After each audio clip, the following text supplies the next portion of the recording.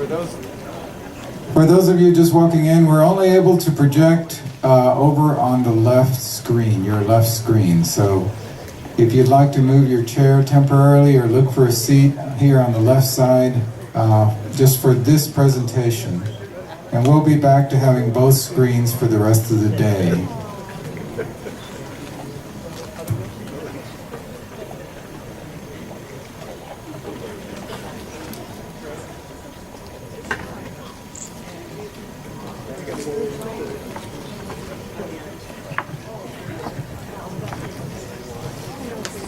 Okay, next we're happy to welcome Ben Hansen. Okay, he's of the TV's Fact and Faked, Paranormal Files, and UFOs Declassified. He's a former special agent with the FBI, and Ben's role on Paranormal Files is to lead a team of 5 investigators who travel throughout the world looking for answers, okay, to paranormal mysteries, including UFO encounters. Today, Ben will address the question, what can we learn about UFOs by studying interviews given on television by major U.S. political figures, such as Bill Clinton, Hillary Clinton, and President Barack Obama. Okay, so let's welcome Ben Hansen. Thank you. I apologize for the screen. It's an issue with Mac, apparently. So it's only going to be on that side of it. Now, the lecture I have prepared today is kind of a combination of, well, it's evolving. It's always evolving. I got into taking a look at what we call nonverbal communications, gestures, and things like that as part of my background. Came from investigating a lot of child sex crimes and things like that, interviewing witnesses and perpetrators. And so this is just kind of a personal interest of mine in forensic interviewing that I decided to apply to some recent interviews, primarily given by talk show hosts. And I preface this because this whole lecture really goes 2 hours. Okay, so I have 50 minutes. So before you judge too harshly and you think I'm stretching here and grasping at straws, I'd encourage you to, if you're interested, go to YouTube, and you can, if you just Google, Bill Clinton, Jimmy Kimmel analysis, or Obama Kimmel analysis UFOs, these videos will pop up where I've done 30 to 40 minute long, very OCD type of analyses. So you can take a look at those and kind of see the whole picture rather than the bullet points that I'm going to give you today. So I just want to jump into this really quick so we have some time. And what we're going to be talking about is U.S. presidents currently. Well, with the most current presidents, what they may know, what they may not know about UFOs, and what we can kind of get from these interviews. So, one of the things that a lot of the ufologists who research the presidents, what they'll try to do is look for official documents. We do have a lot of these. They go to the archives, they go to the research libraries, and try to get all the files they can about the different presidents and what they've requested. We can also look at official statements. There have been a few presidents who have made statements. We had Jimmy Carter, who before becoming president said, I will do everything I can once I become president to look into the files. We had statements before and after of Bill Clinton and his interest in it. We had back during the flaps of the UFO flaps of the 50s and 60s, presidents who made comments that they were going to look into the files, or that this and that, investigation was ongoing. Then we have unconfirmed stories and rumors. So those of you who are really into this subject probably have heard of Eisenhower and Holloman Air Force Base, and a legend that his schedule has him disappearing for at least 24 hours. They don't know where he went. It's supposed to be a dentist appointment or something, I think. And then we have witnesses who say that he shows up at Holloman Air Force Base and a friend of a friend or whatever saw. I have those stories too, that somebody has officially seen the video of an actual craft landing at Holloman Air Force Base, beings coming out and meeting, and then being escorted out to meet with the president. Now, I would love it to be true, but we kind of have to put that in that gray kind of area where we can't confirm these legends and things like that. But the other source that we have is casual comments, interviews, things that people say off the cuff. So what we're going to look at as we jump into this is we're going to look at a few different interviews on talk shows. Now keep in mind, of course, these are meant for entertainment. That's why people go on to talk shows. However, if we were to set this up as what we call a forensic interview, there's some differences.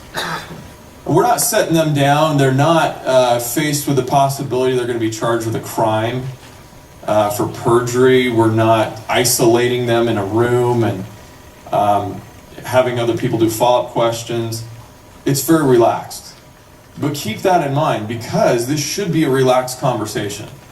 Yet, in my opinion, I think that I found some key indicators of high stress. Now, there's no one indicator for deception. There's just not. You can't look at something and say, oh, well, he touched his nose, he's lying. All right? But when you take the whole picture and you take a base level of how this person normally acts when telling the truth and when they're relaxed, and then what happens when they get stressed, we start to see red flags. If you have enough of those red flags together, what you might come up with is an indication that they are under stress. What we don't know is why. Okay? So there's a lot of speculation here. But let's skip ahead here. I want to get to this part here. Most communication is nonverbal. You've probably heard that. It's actually about only 20% of the tone and the way we say things is what matters, and 10% is the actual words we use. So if you're going to have a critical conversation, like in a relationship or something like that, highly recommend you try to do it in person. Okay, because you're going to lose a lot of that stuff in translation if you get on the phone or you text somebody and try to have resolve some type of dispute. Well, when we're looking at human detection or deception techniques, there's some kind of tricks that we could use, some things like that, some things we look for. A lot of people are going to try to appeal to your emotions rather than the facts. Okay? Try to persuade you. We're going to skip through all this stuff here. I do want to touch on this just a little bit because we do address it in the longer video, which I don't have time to show the whole thing today, but something that came out of a branch of psychology called neurolinguistic programming. You can get certified in this if you're a therapist or a car salesman or in human resources. It's very useful. It's not foolproof, but what you're looking at is a diagram where studies have shown that if this were a right-handed person looking at you, studies have shown that there is a correlation to where our eyes look when we're accessing information. So this is legitimate, otherwise they would not be teaching it in law enforcement academies and different agencies. So if someone, for example, was remembering something that actually happened, okay, they have a tendency to look up and to the left, which would be your right. If they're constructing an image of something that didn't happen, okay, it's up and to their right or your left. So you can sit down and have a conversation with somebody and kind of use this diagram and just ask them questions. How was the concert last night? Tell me about it. What did you hear? Auditory is usually looking side to side. And you can kind of get a good sense of whether things actually happened or not. So this is one of the tools that we use when we're interviewing. What we're going to do is we're going to start out with an interview that took place April 2nd, 2014. How many people saw Bill Clinton on Jimmy Kimmel? Wow, nobody. One. A couple people. All right. This is really good stuff. So I think it was on a Friday. Okay, on a Wednesday, Jimmy Kimmel, really funny talk show host. I love watching his shows. He comes out and he says, I have Bill Clinton who's coming onto the show, and I'm going to ask him about UFOs and what he did to look into the files. Okay? So I think that was on a Wednesday. He had several days to a forewarning, knowing what he's going to be asked. Now, some people argue that presidents always are told the questions they're going to be asked. That's plausible. I don't know that it's exactly the case, but it makes sense. I mean, if your wife is going to run for president, a couple years later, and you're still in the politics, you probably want to screen the questions beforehand. Okay? So what you're going to see is Bill Clinton already knowing this question's coming. Okay? Now, before this segment, he's laughing. He's having a grand old time, and he's talking about cheese and some other stuff that is very relaxed. When they come back from commercial, you're going to see him grip the sides of the chair. His posture suddenly becomes minimized. The gestures, if you see someone like hold their wrists or grip a chair and they suddenly stop gesturing, okay, that can be a sign of anxiety or stress, because people who are relaxed tend to do that more. And you're going to see him do some things with his jaw. He flexes his jaw. Overall, I believe you're going to see a demeanor shift. Something he doesn't like about this question. So we're going to explore this first part of it here.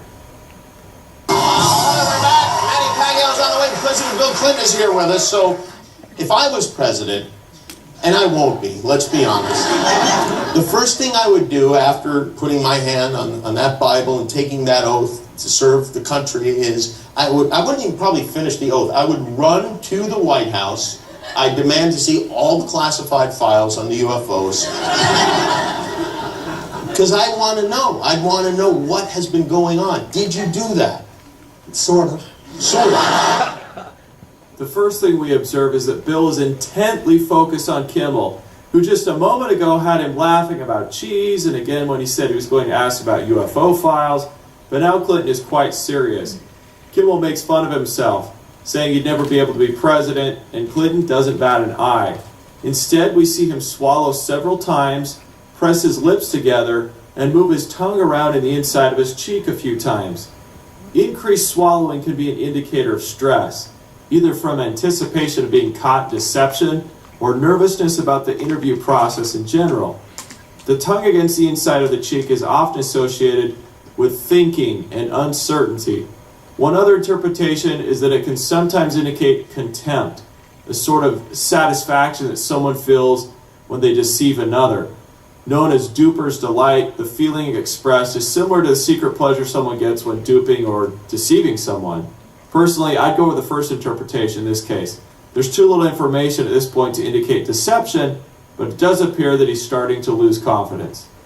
Okay, so we start to see a shift in what he was talking about before. Now, for somebody who doesn't really care about UFOs or thinks it's a fun subject, we would expect them to maybe kind of keep laughing and kind of being jovial about it. That's not what we see here. So it gets interesting here because he's going to do a series of things. Bill Clinton is not a great liar.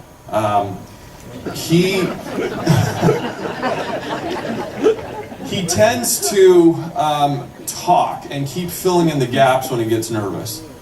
So he does some things what I call backing out of the dead end alley, okay, or mid-sentence jumping. He starts down a topic and whoops, okay, I don't know what I'm saying. I can't talk about that anymore. Back up. He has trouble keeping the chronology straight, okay, of when things happen in what order. And he gives superfluous detail. All right, you've probably maybe caught someone lying before and like, well, hey, what are you doing here late at night? Oh, I was just, walking around and checking things out, and I was thinking about getting a pizza, earlier, but then I came out here and, I was looking at my... They tell you details really aren't necessary. So Jimmy Kimmel asked him about Roswell and Area 51. Okay, so let's see what happens. Part of this that you're not going to see is that he started talking about Area 51. Well, I think it might be in here. Let's just see. Yeah, we had I think it was at the beginning of my second term, we had the anniversary of Roswell. You waited that long? I did. Wow. Well, I didn't. And then there's also Area 51. You remember there was a great sci-fi movie where there was an alien kept deep under the ground in Area 51? So first I had people go look at the records on Area 51 to make sure there was no alien down there. Did you catch that? Not many people notice that right after he answers Kimmel in the affirmative, he slips in a complete denial. You waited that long? I did. Wow. Well, I didn't. And then Now we have three interesting flags in one sentence. Clinton starts by stuttering, offers a complete contradictory statement to his previous one, and then backs out of the dead-end alley by changing subjects completely. Why would he offer denial and slip it in so quickly without qualifying the statement? Okay, so it seems like he's starting to get a little bit off his game here. Okay, a little bit of stuttering. Like I pointed out, he contradicts himself. He starts talking about Area 51, and he says, well, we didn't find an alien there. It turns out that the people think that because they had to put on special clothes an hour outside before going in. And you're left there thinking, what is he talking about? I spoke with George Knapp, who, broke the Area 51 story. And he's interviewed dozens of workers who've been on base, and not one of them has ever mentioned anything about putting on special clothes. So it's almost like somebody had maybe given some information to Clinton, and then he got it confused with maybe some other stuff he was told, and was suddenly like, wait, maybe I'm saying too much. And that doesn't mean he knows anything about aliens, but he keeps stopping himself and changing the subject. So eventually, he starts feeling comfortable again, okay? And he starts talking about space and how wide and expansive it is and the possibility there is life. And Jimmy Kimmel comes back at him and throws him a curveball, okay? So you're going to see what happens when he asks him, are you hinting that we're not alone? Okay, so bear in mind, if you think that this is being hypercritical, go check out Paul Eckhart, who was the consultant for Lie to Me, the TV show. And they look at micro expressions. Okay, so I know it seems way out there for some people, but take a look at this. that they might be able to support some form of life. So it makes it increasingly less likely that we're alone. Oh, you're trying to give me a hint that there are aliens. No, I'm trying to tell you I don't know. Oh. Let's play that again for those who missed it, because it's pretty subtle, but it's definitely present and quite remarkable. I bet Clinton probably didn't even know he did it. It happened rather instinctually before he caught himself and began talking. Watch again. This time look for signs of incongruence. Oh, you're trying to give me a hint that there are aliens. Oh, did you catch it? I almost couldn't believe it when I first saw what Clinton did. He nods his head yes. He actually nods his head yes in response to Kimmel's question. You're trying to give me a hint that there are aliens. Clinton immediately nods yes and then quickly says no. And the jaw clenching has returned. Well, there's one other thing I want to point out, an even more subtle reaction, because some of the best indicators of tension are the most difficult to spot. Take a look at Clinton's left hand. As we already discussed, lack of hand gesturing can be an indicator of stress. His hands are back on the arms of the chair, completely motionless, until here. Oh, you're trying to give me a hint that there are aliens. A very convenient time to have a nerve twitch. When Kimmel says, are, that there are aliens, the fingers on the left hand clench and slightly retract. It's almost as if he was shocked by the idea that Kimmel may think he's hiding the truth. Okay, so believe me, when I look at these things, I feel nutty because I look at them in such detail. I start to wonder if I'm seeing strange things in here. But this whole part of the interview was 1 minute 50 seconds. Okay, so to give you an idea of the analysis in that one, I think turned out to be 46 6 minutes or 40, something like that. So it was long. I'm going to skip this part. I did have the whole interview analyzed with what we call layered voice analysis, which is like voice stress analysis. Company out of Israel who's done some work for us before. Turns out exactly where I was pointing out places I thought he was stressed, the layered voice analysis indicated the same. Okay? So now let's jump ahead to President Obama. All right. You're going to have to forgive me here because this presentation, I jump back and forth and I got to go to the actual video file here and scrub ahead to the place I want. This was 2015, okay? President Obama was supposed to be on the show, I believe, in the fall of 2014. He canceled for some reason. Stephen Bassett, with the disclosure movement, believes that it had something to do with the timing of the congressional hearings where they did a mock congressional hearing for disclosure, and they had all these DVDs, okay, of that whole hearing session, and they were going to mail them to every senator, every congressman. That was supposed to take place, I think, a day or two before Obama was going to appear on Kimmel. So, at any rate, I don't know if it has anything to do with that, but now he appears in March of 2015, and I only knew he was going to be on Kimmel because I live in Southern California, and the 405 freeway was like shut down. And I heard he was in town, but it didn't occur to me that Kimmel might ask him about UFOs. So I went to sleep, I didn't watch the show, and the next morning I woke up, and I get all these emails. People are saying, when are you gonna analyze this? When are you gonna, do what you did before? I'm like, what are you talking about? And I watched the interview on the internet, and I was blown away. And the reason being, I'll show you here. I gotta back out of this and actually get the file. So, a few days before, actually I think it was just one day before,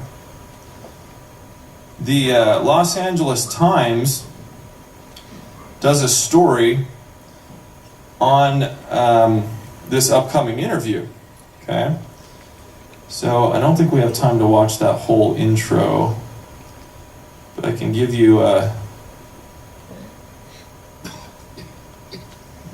there it goes. Okay. There's a little bit of a lag here. I'm not sure if my drive fell asleep. Some of you guys are.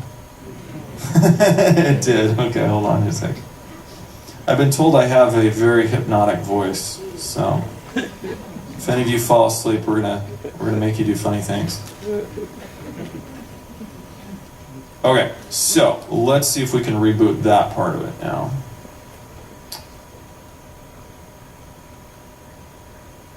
Okay, so I'll paraphrase it for you. What happened? The day before, the Los Angeles Times does a story, and they said, I wonder if Kimmel's going to ask Obama the same questions he did Clinton. And in that story, they referenced this video, okay, the Bill Clinton video. So, here it is. Bill Clinton. This story provides readers a link to my video analysis on the former president.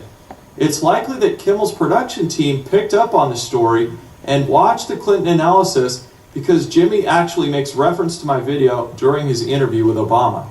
Now, you know, there are a lot of people that are going to examine your facial expressions here, every twitch, everything, and say, and of course, so did you look? Did you see? Did you... Yes, Jimmy, you're right. I am going to examine the facial expressions and every twitch. Would you? Okay, so I don't mean to kind of toot my own horn here, but I have to say that there was nobody else doing this. This was the only video that was out there analyzing Bill Clinton. So the article comes out, the production sees it, maybe Kimmel even watched part of it, I don't know. but here he is talking to the President of the United States about my video. It was pretty daunting. So I sat there in front of my computer and I was like, should I even do this analysis? I felt kind of compelled. I felt like I had to, and then I didn't know if I was going to get in trouble or if someone was going to, knock on my door. Still free country, right? So, what ensued is you have about 50 seconds is all. 50 seconds where they talk about UFOs. Okay. The first thing I want to point out is you see right here in this freeze frame, Obama has his mouth open. Okay? Now in the longer video, I talk a lot about the open mouth. And I show you a lot of different videos where this is typical for Obama. He listens a lot of times with his mouth open. And I even researched what does that mean when people have their mouth open. It could mean they're in deep thought. They're thinking. In his particular case, 80% of mouth breathers, it's a nasal obstruction. Okay, so I do think he probably has some obstruction of some sort, and I was going to dismiss it. That was until I noticed something else. Okay, which here we go. I didn't think I would ever be able to pull this out of the interview. You can quite easily see the 12 to 16 breaths per minute. The main function is to provide their lungs more air. If you take a look at other parts of the interview and other interviews that Obama's given, you'll see that he quite frequently listens with his mouth open, including during conversations and topics where he should be relaxed. So it follows that he probably has an airway restriction, right? I mean, if you ask the First Lady, I wouldn't be surprised if we learned that the President has snoring issues. Taking this into consideration, I was about to dismiss the open mouth as immaterial to our focus. That was until I discovered something very interesting. Thanks to the wonders of high-definition television, my attention was drawn to something you can't normally measure from a TV interview: a person's rate of breathing. Normal breathing rates for an adult average between 12 to 16 breaths per minute. Anything above 20 breaths per minute is considered elevated and labeled with a medical term, tachypnea. More than 24 breaths per minute is considered a very serious condition. Basically, if our oxygen level is low or carbon dioxide level is high, our body is instructed to breathe more often. People experience an increased breathing rate for a few different reasons. Besides attributing it to exercise, since we can see the President didn't just go for a jog, their body could be responding to stress, pain, anger, or experiencing a panic attack. Let's have a look at Kimmel sets up the UFO question, and let's see if we can take a breathing rate measurement. We lose some resolution as we zoom in, but if you can look somewhere near the lapel and tie mic, you can quite easily see the chest rising and falling.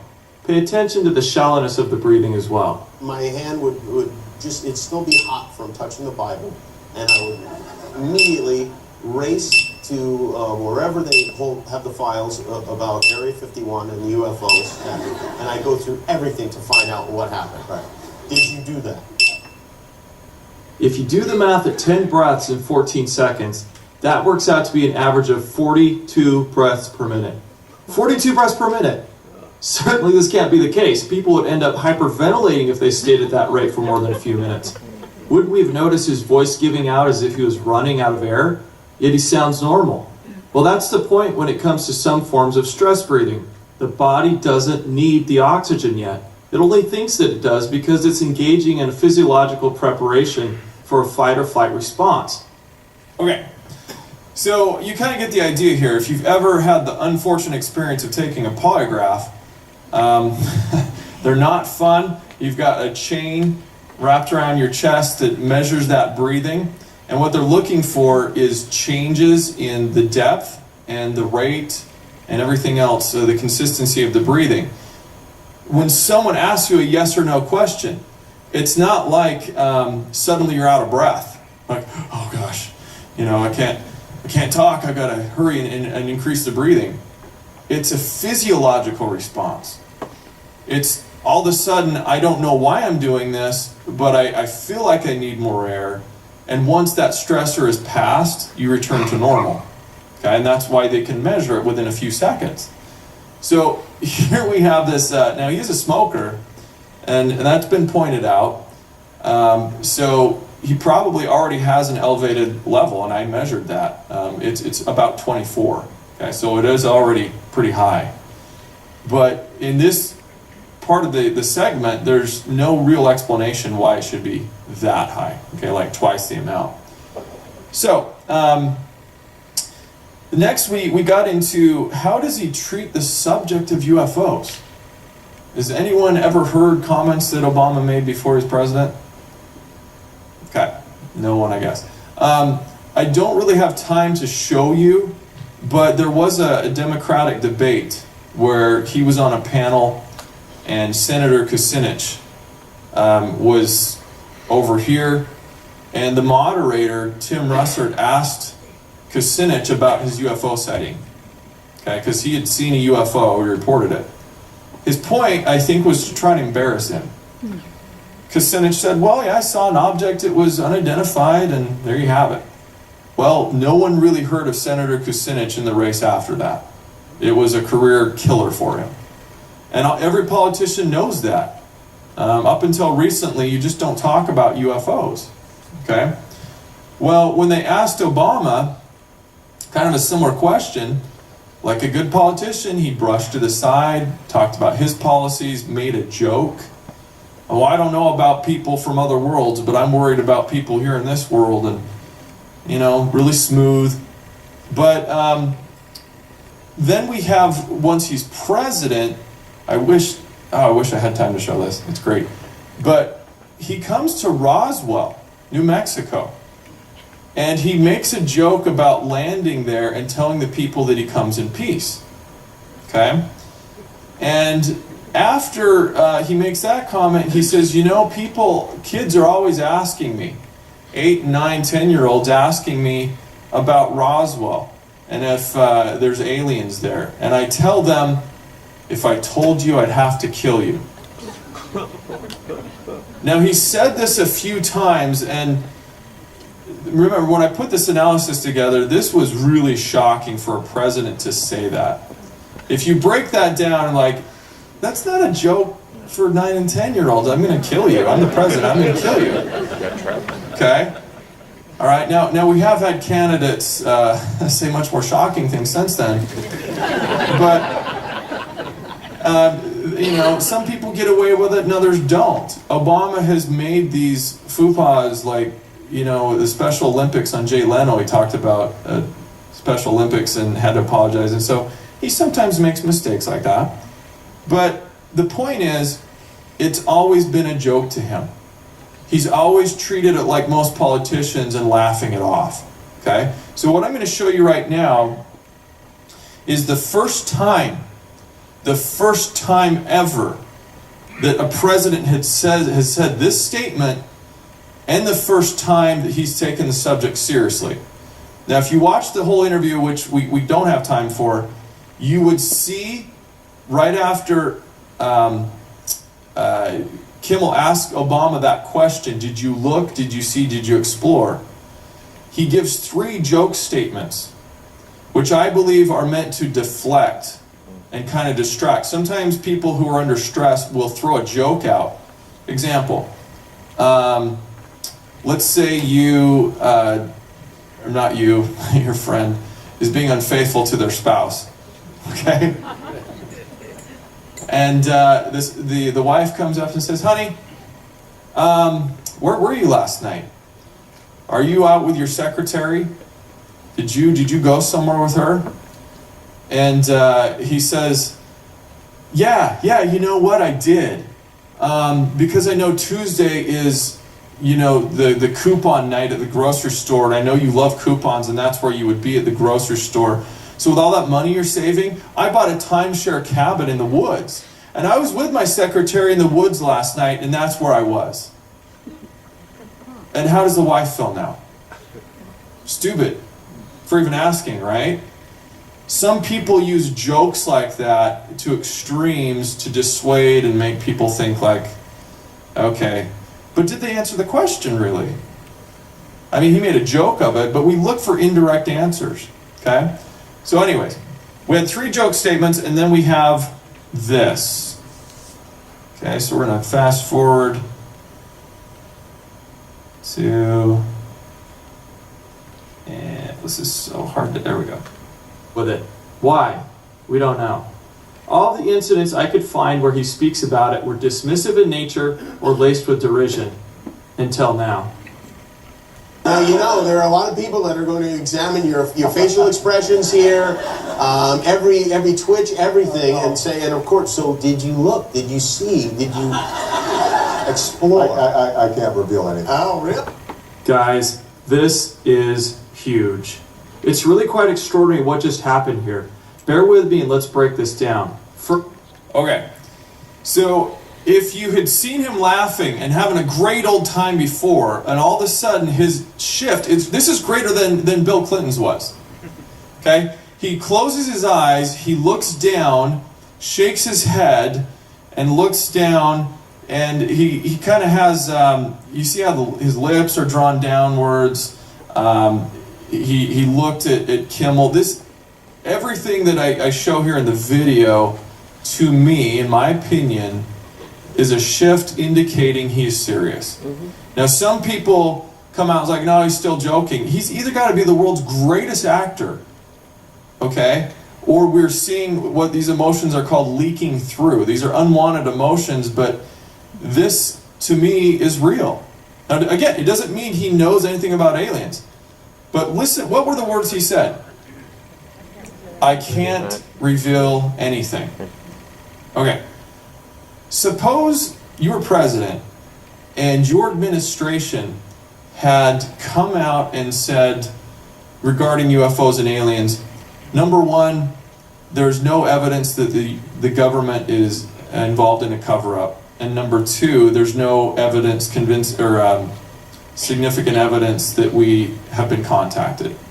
Okay? If your government had said that, would it make sense for the president to then come out and say, well, we can't reveal anything? No, it wouldn't make sense that that's exactly what happened. In 2011, Stephen Bassett and the Disclosure Project made an online petition to the White House.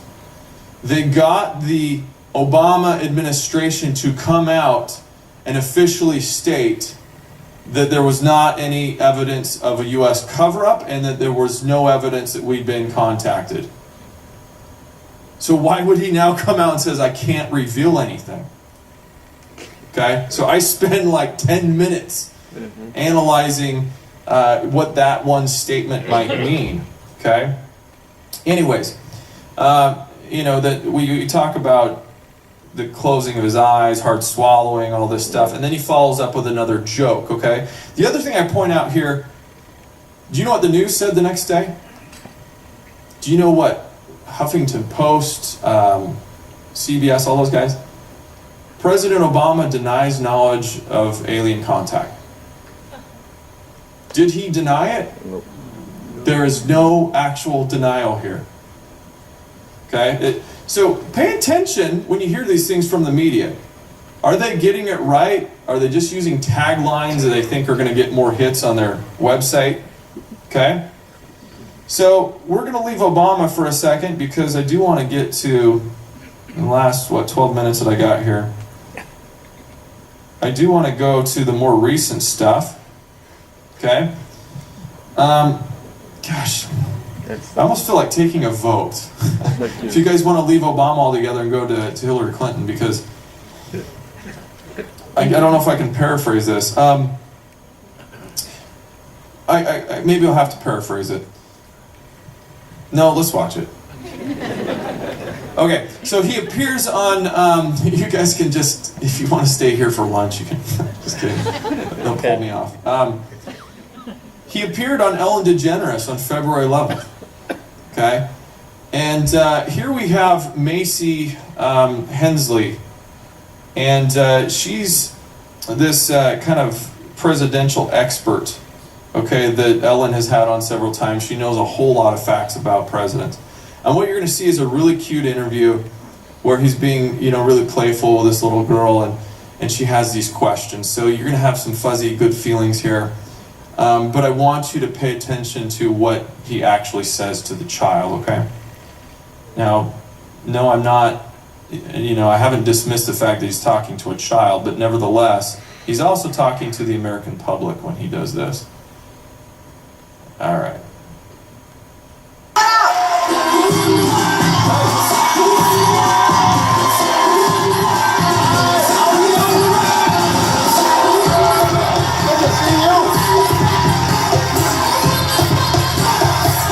How you doing, Macy? You look great. Thanks. Can you believe it? No. I mean, when I told you were going to meet the president, you were like, I can't believe it. You know so much about presidents. Yeah. That's amazing. Yeah. Yeah. Yeah. I mean, you know just about, tell me something about Roosevelt. Like, which one? Oh, Just saying. See, good point.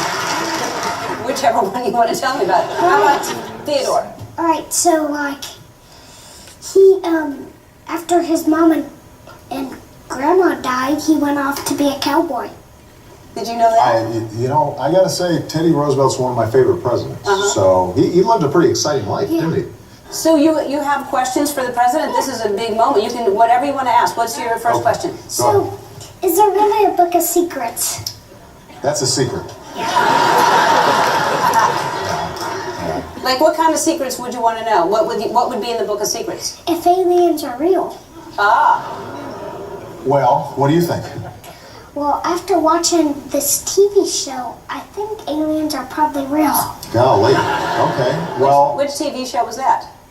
I think it's called, like, America's Book of Secrets. there you go. Well, seems like somebody spilled the secrets already. I thought that was classified. That's a book of secrets, and yet there's a TV show. Yeah. Well, the truth is, Macy, we haven't actually made direct contact with aliens yet, but when we do, I'll let you know. Yeah. Okay. Yeah. What else? Very interesting. If you remember, President... Okay. Exactly what he said is, the truth is, Macy, we haven't actually made direct contact with aliens yet. Now, there's a lot of what we call operative words in there. Okay, we have direct contact, we have we have the word yet. So when he says we, is he saying Michelle and I haven't? Yeah. Is he saying the U.S. government or the world hasn't yet? But do you understand, words do mean something. Now, I can prove to you that this interview was completely staged. As you back up and you watch them, they're looking at cue cards or a teleprompter. And when they have Macy on the show, she has her own cue cards because she can't read. So they create little pictures for her, okay, for her to know what questions are coming up. And you'll see Obama looking up and looking at the cue cards every so often for what his line is. You also see towards the end, Ellen talks about these bowls that she gave Obama for his dogs, and a picture comes up on the screen behind him, so the producers had it ready. The whole thing's staged. So, if it's staged, so is his answer, which means the answer is carefully thought out. Okay? And if the answer is carefully thought out and you say, we haven't made direct contact yet, what are you asserting? You're asserting that you are in a position to know. How does he know what the rest of the world might know? If he's saying that we are the world, or that I, or the government. Okay? So that's one point. The other thing, we could debate all day about what yet means. Does that mean he's hopeful? Does that mean that they've tried? Does that mean they have something, indirect contact? We really don't know. But I do want to skip ahead just a little bit, because just remember the series of what Obama has now said. Joking Obama, he jokes about the subject, he becomes president. He still jokes about it till he gets on Kimmel and he says, I can't reveal anything, after the administration's already said nothing to reveal. And now we have Obama telling everyone, we haven't made direct contact yet. So which is it? Okay? All right. Let's bring in our friend Hillary. Some of you are like, that's not my friend. Okay. All right. All right. So anyways, my conclusion with Obama, before we leave that, is that one of three things. He's either playing up on the drama, and he finds it amusing, but he's kind of playing like the cool kid in school, like, I know something you don't know, but he doesn't know anything, okay? Which is possible. Second conclusion is he has at least some significant knowledge, and he's chosen his words carefully so he can remain technically truthful.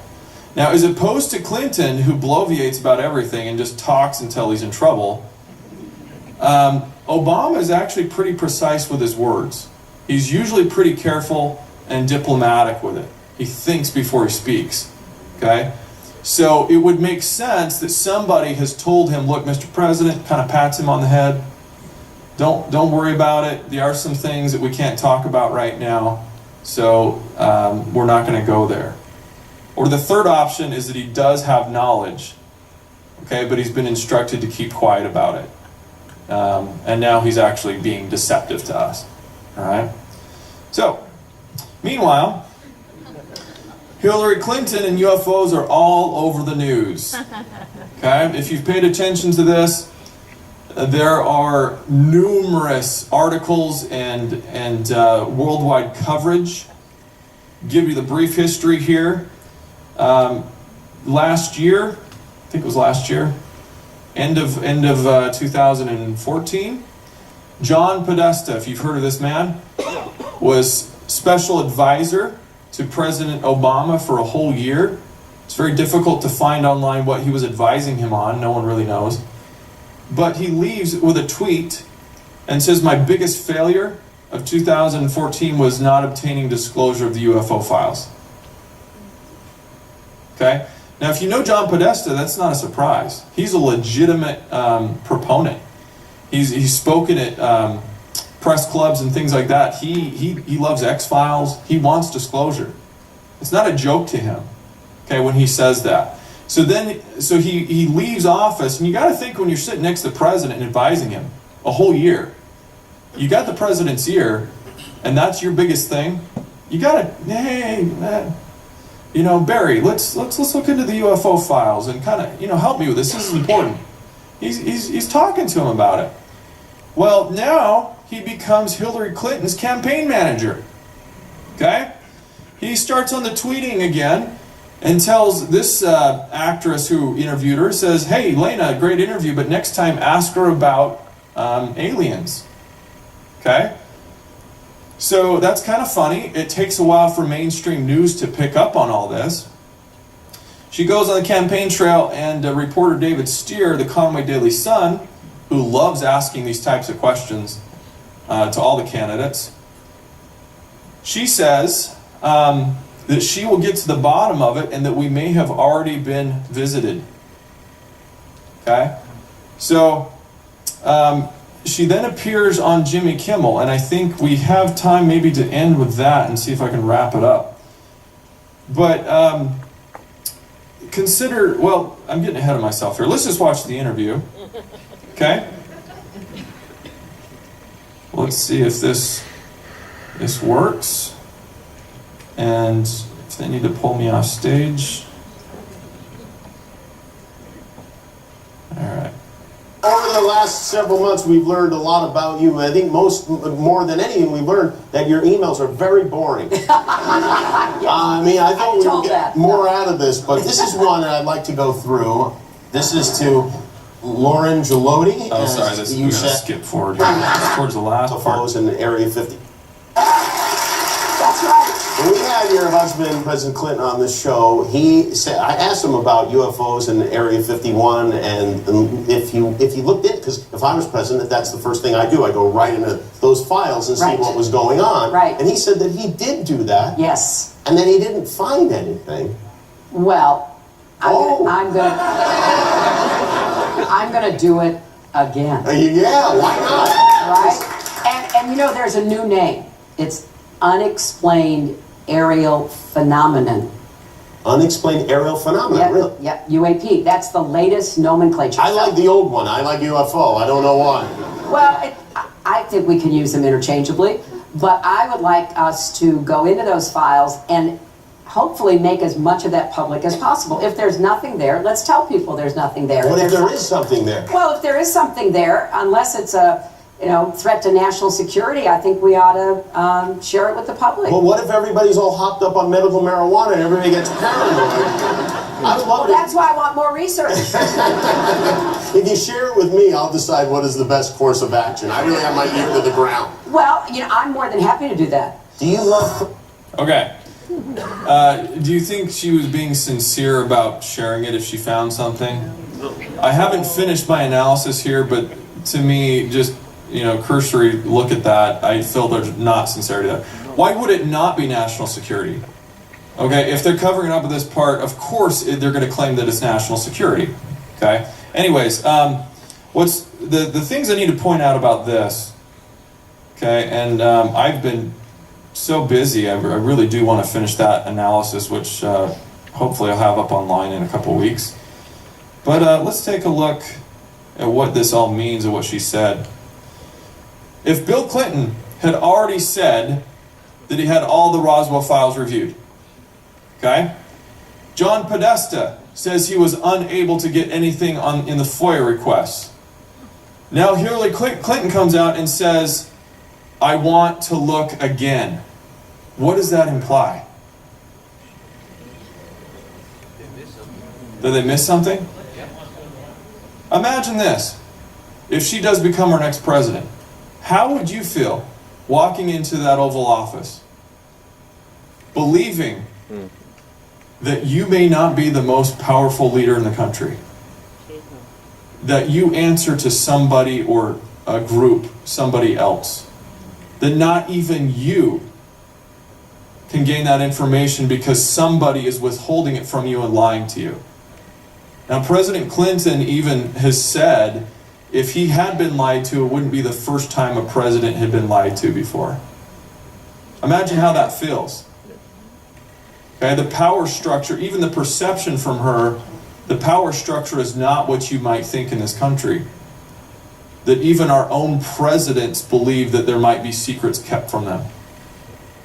Okay, so if nothing else, if you don't believe anything else about the stress indicators and things like that, believe that there are secrets that not even the presidents know about. Okay? So, anyways, really quickly, her interest in the subject. Remember how she said the new nomenclature is to call it UAP, unidentified aerial phenomenon, and not UFO. What she's doing here is social engineering. Now, I agree with her on this. I think we need to have a different conversation about the labels we put on things, but she's trying to normalize it. She wants society to accept the subject. Okay? If we call it a UFO, we have all these weird ideas about aliens and things that the public may not like. Okay? So that last point, like I said, by default, she's acknowledging the real possibility there are people more powerful than the president. All right, so we do have to end up here. I will say that a lot of people in kind of the ufology believe that presidents are not debriefed. I tend to have to agree with that. As they're elected officials, I think there might be selective presidents who've been told, but I don't necessarily believe they're given a book. Read this, Mr. President, or Miss President, this is what you need to know. Okay? I don't think it happens that way. And I've tried to keep this lecture politically neutral, but I will say the people I have talked to, whose fathers were good friends with Eisenhower, who were war heroes and things like that, it's generally believed that Republican presidents, if presidents were given knowledge, Republicans are given more knowledge than Democrats, because they're more war and defense oriented. Okay, and you have people who come down from the ranks, like George Bush, who was a CIA director and things like that. So ask yourself this: if a president wanted to disclose, but the powers that be wanted to prevent him or her, how do you think they'd stop him? Would they withhold the information? They'd kill them? Would they threaten his or her family or their career? Or would they disclose just enough to make it understood not to ask any more? Right? I guess it could be all three. And also ask yourself, what kind of political leverage would it take for disclosure to happen? Why should the government tell us? What do they have to gain by it? Now, there's a lot of hope. Stephen Bassett, in fact, I interviewed him, will be in my next video. Actually, he thinks there might be a good chance we'll have disclosure in November. Yep. Okay?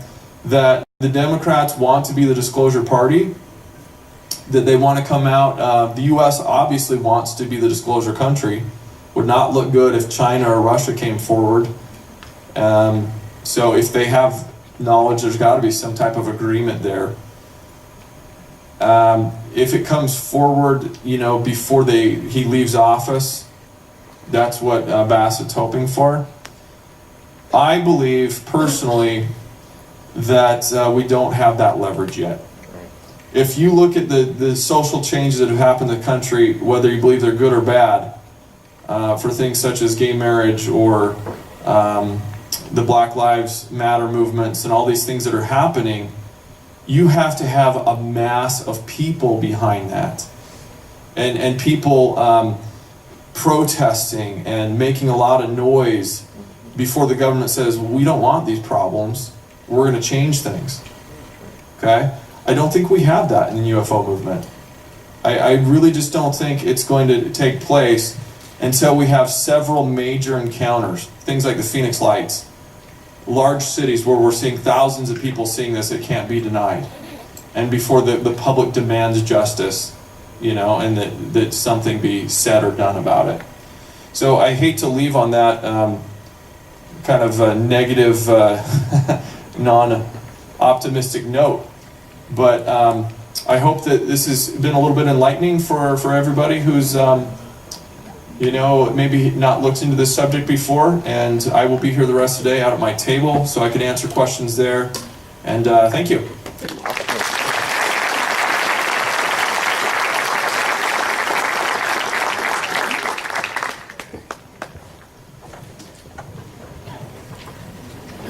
Okay, Ben, we are getting blasted on Facebook and elsewhere asking that they wish you could stay longer and speak longer, so I want to apologize. When we planned this conference over a year ago, we had time slots, but we're going to try to get Ben back. How about that? He has a lot of other interesting topics that he speaks on, and it would be a blast to have you back, Ben, next year. So when we call you, remember us. So yeah, we're getting all kinds of comments on this. I want to just take a minute to recognize a couple of people who have been big supporters and are here with us today, all the way from Monterrey. Diana Perla Chapa. Diana, stand up and take a bow. If you want to know anything about UFOs in Monterrey area and in Mexico, Diana is a person to talk to. She and I have spoken together at the Roswell UFO Festival many years. She was telling me that she has a t-shirt just like mine, which I got at Roswell as a speaker. She has 7 t-shirts, I have 5, so I'm almost catching up with you. So Diana, so glad that you're here with your friends, and also Manny Carizales, are you here? Manny, appreciate your support. Manny must not really have a life because he's always on Facebook, you know, supporting our conference and our UFO events. So what we're going to do is take about an hour for lunch, and then I've been told that you all are welcome to eat in this room if you want to purchase food here or go and get some, or you know, whatever you want to do, but it's permissible to eat here, obviously, since we've been eating all morning. And then you don't want to miss the amazing story of the Phoenix Lights, the award-winning documentary that Dr. Lynn Kata is going to bring this afternoon, followed by a presentation she's going to give us. And then David Childers is in the house. Raise your hand, David. Mr. Ancient Aliens. We don't care about the guy with the spiky hair, David. We know that you're the true researcher. You're the guy that has the data, not the looks. Oh, I'm sorry. David Childress will be here with an amazing presentation on ancient aliens, ancient technology, and the moon. So that's after lunch. You all have a great lunch. Sorry.